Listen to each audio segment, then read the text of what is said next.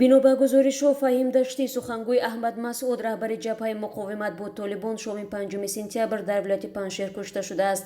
али майсам назарӣ масъули равобити хориҷии ҷабҳаи муқовимат дар саҳифаи расмияш дар фейсбук хабар дод ки ҳамроҳ бо ӯ генерал абдулвадуд зарра низ ҷон бохтааст. ба иттилои назарӣ ҳарду хоҳарзодаҳои аҳмадшоҳи масъуд қаҳрамони миллии афғонистон буда дар набард бо ҷангҷӯёни толибон кушта шуданд. саҳифаи расмии ҷабҳаи муқовимати миллӣ дар фейсбук низ иттилоъро тасдиқ кард.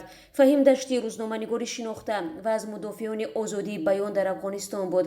вай 20 соли пеш моҳи сентябри соли 2001 аз ҳамлаи интиҳории гурӯҳи алқоида ки боис ба марги аҳмадшоҳи масъуд шуд ҷон ба саломат оварда буд. тақрибан як ҳафта боз ҷанг миёни нирӯҳои толибон ва ҷабҳаи муқовимати миллии афғонистон дар паншер идома дорад. ин вилоят танҳо минтақаи афғонистон аст ки ба ҷангҷӯён таслим нашудааст. гурӯҳи толибон пас аз 20 соли сарнагунии ҳокимияташ рӯзи 15 августи имсол назорат бар афғонистонро ба даст гирифт. дар рӯзҳои гузашта ду тараф аз ҳамлаҳо ва пешрафту талафот ба якдигар хабар доданд.